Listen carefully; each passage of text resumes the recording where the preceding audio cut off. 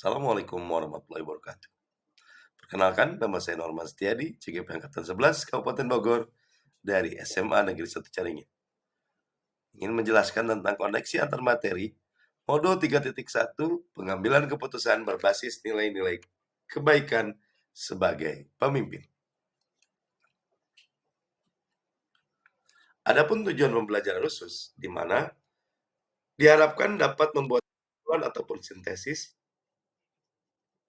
dari keseluruhan materi yang didapat dengan beraneka cara dan media. Lalu berikutnya adalah melakukan refleksi bersama fasilitator untuk mengambil makna dari pengalaman belajar dan mengadakan metakognisi terhadap proses pengambilan keputusan yang telah dilalui dan menggunakan pemahaman baru untuk memperbaiki proses pengambilan keputusan yang dilakukan.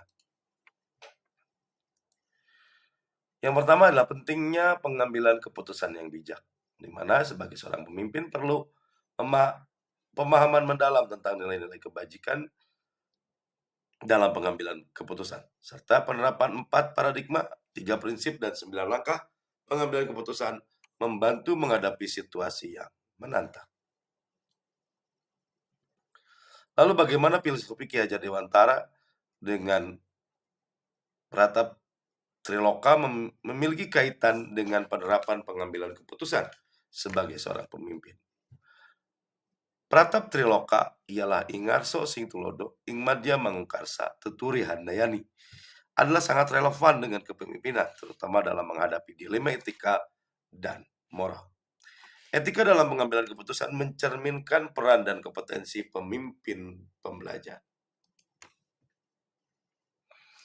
Bagaimana nilai-nilai yang tertanam dalam diri kita pengaruh kepada prinsip-prinsip yang kita ambil dalam pengambilan suatu keputusan, di mana dikatakan bahwa nilai-nilai pribadi mempengaruhi penerapan 3 prinsip pengambilan keputusan, yaitu berpikir berdasarkan hasil akhir, aturan, dan rasa peduli.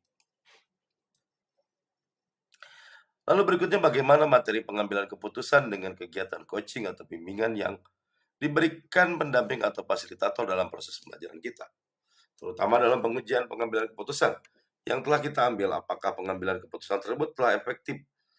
Masihkah pertanyaan dalam diri kita atas pengambilan keputusan tersebut? Hal-hal ini tentunya bisa dibantu oleh sesi coaching yang telah dibahas pada sebelumnya, di mana dikatakan bahwa pengambilan keputusan yang efektif seringkali dibantu oleh sesi coaching untuk mengevaluasi dan melakukan refleksi, di mana coaching ini dengan evaluasi dan refleksi dapat membuat kita memahami bagaimana keputusan yang akan diambil, di mana coaching membantu coach untuk mengambil keputusan secara mandiri, memperkuat proses pengambilan keputusan sebagai seorang pemimpin. Bagaimana kemampuan guru dalam mengelola dan menyadari aspek sosial emosionalnya akan berpengaruh terhadap pengambilan sebuah keputusan, khususnya masalah dilema etika.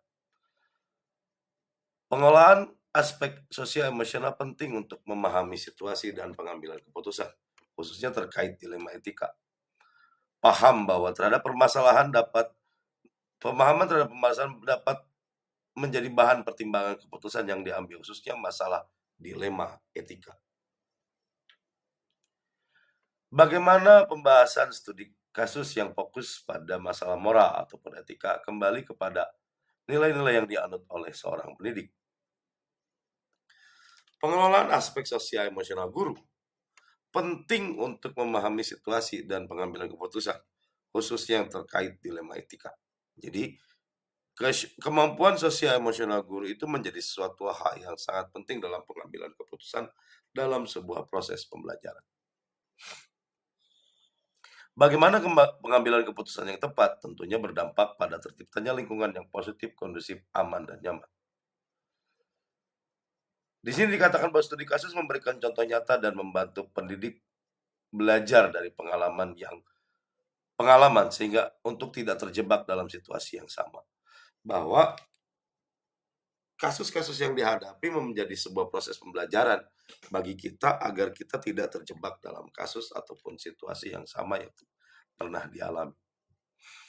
Apakah tantangan-tantangan di lingkungan Anda dapat menjalankan pengambilan keputusan terhadap kasus-kasus dilema etika ini? Apakah kaitannya dengan perubahan paradigma di lingkungan Anda? Pengambilan keputusan yang tepat menciptakan lingkungan yang positif, aman, dan nyaman, serta berpengaruh pada kemajuan institusi. Saya terus melakukan refleksi dan evaluasi terhadap proses pembelajaran berdiferensiasi yang sudah saya susun dan saya terapkan di kelas baik secara individu berdasarkan catatan yang saya buat selama kegiatan pembelajaran maupun dari masukan dan tanggapan dari murid dan rekan sejawat.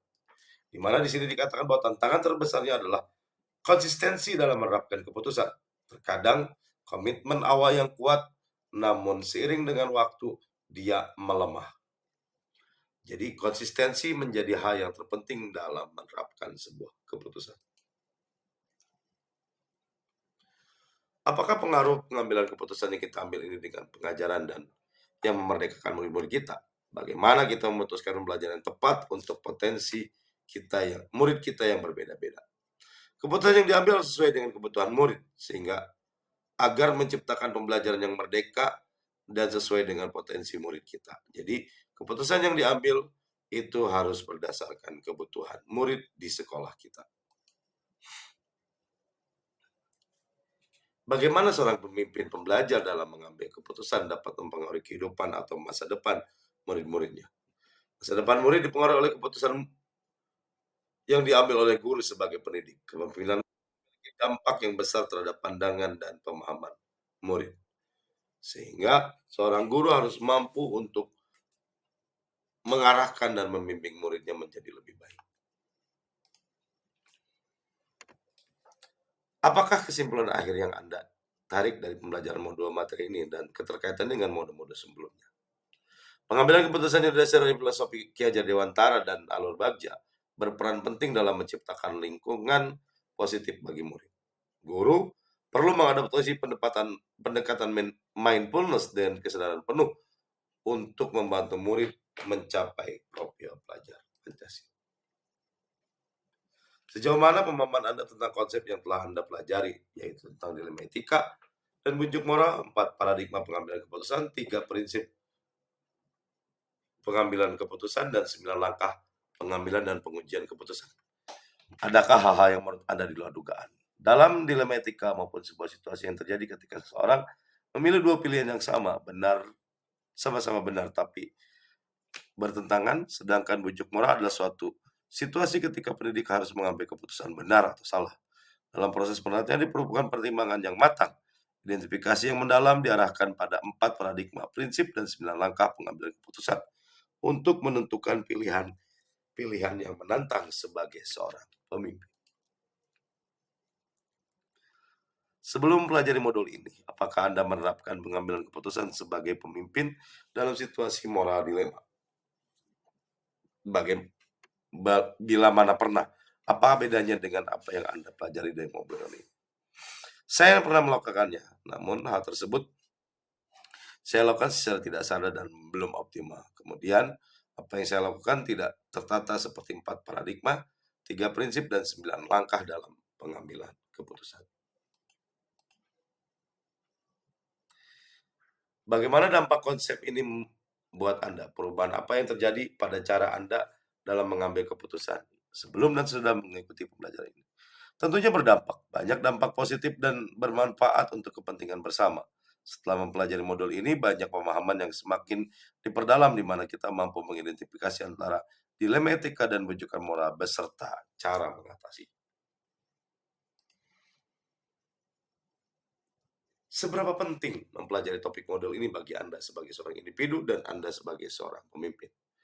Materi ini sangat penting, terutama untuk calon atau para pemimpin khususnya pemimpin pembelajar. Karena seorang pemimpin tidak akan jauh dari membuat dan mengambil sebuah keputusan. Maka dari itu untuk mendapatkan kompetensi tersebut dan dapat dengan mempelajari dan memahami modul ini. Demikian koneksi materi modul 3.1 pengambilan keputusan sebagai pemimpin pelajar. Semoga apa yang saya sampaikan dapat bermanfaat bagi kita semua. Terima kasih. Tetap tergerak, bergerak, dan menggerakkan.